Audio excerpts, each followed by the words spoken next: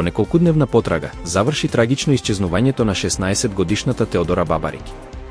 Таа исчезна во водите на реката Вардар кај Грацко на 24 јули, а вчера во 12 часот и 10 минути, нејзиното тело беше пронајдено во близина на Староградско. Информацијата ја потврди Министерството за внатрешни работи. Во потрагата беа вклучени припадници на Министерството за внатрешни работи и специјалната армиска единица Волци. Исчезнувањето било пријавено од нејзината сестра преку бројот за итни повици, пошто биле преземени итни мерки за пребарување на теренот. На местото на пронаоѓањето е извршен увид, а телото е предадено на обдукција. Покрај Теодора, претходно беше пријавено и исчезнување на 26-годишна жена во истата област, која за среќа е пронајдена жива.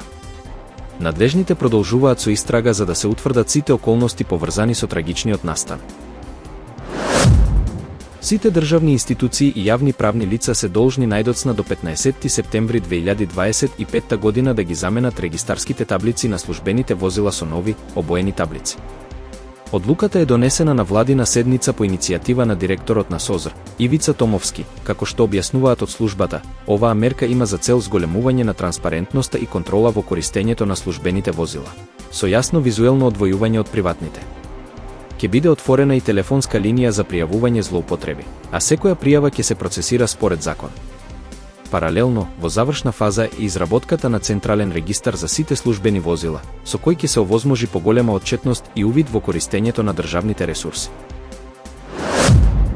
Председателот на Србија, Александар Вучик, најави голем социјален пакет мерки што ќе стартува од 1 септември, наменет за граѓаните со пониски и средни приходи. Тој најави иницијатива за уставни измени, со кои извршителите нема да можат да одземаат единствен дом на семејства што таму живеат. Како дел од најавените мерки, Вучик истакна дека ќе се работи на зголемување на платите и пензиите над инфлаторната стапка, намалување на цените на основните производи, поевтинување на кредитите и намалување на каматните стапки. Целта, според него, е поголема економска сигурност за граѓаните. Моќен земјотрес го погоди рускиот полуостров Камчатка, предизвикувајќи цунами со бранови високи до 4 метри. Според руските власти, првиот бран го погоди Северокурилск, каде што населението е евакуирано на повисоки места. Владата на регионот Сахалин прогласи вонредна состојба. Нема потврдени жртви, но неколку лица се повредени. Јапонија исто така издаде предупредување за цунами. Бранови до 50 см беа забележани во префектурата Мијаги, а помали бранови и во Фукушима, Хокаидо и Аомори, според Руската академија на науките.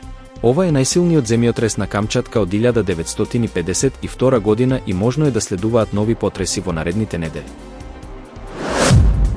Руски ракетен напад погоди објект за обука на копнените сили на Украина, соопшти украинската армија преку Телеграм. И покрај преземените безбедносни мерки, загинаа 3 војници, а 18 се ранети. За сега не се наведува точната локација, но воени блогери посочуваат дека се работи за Черниговската област.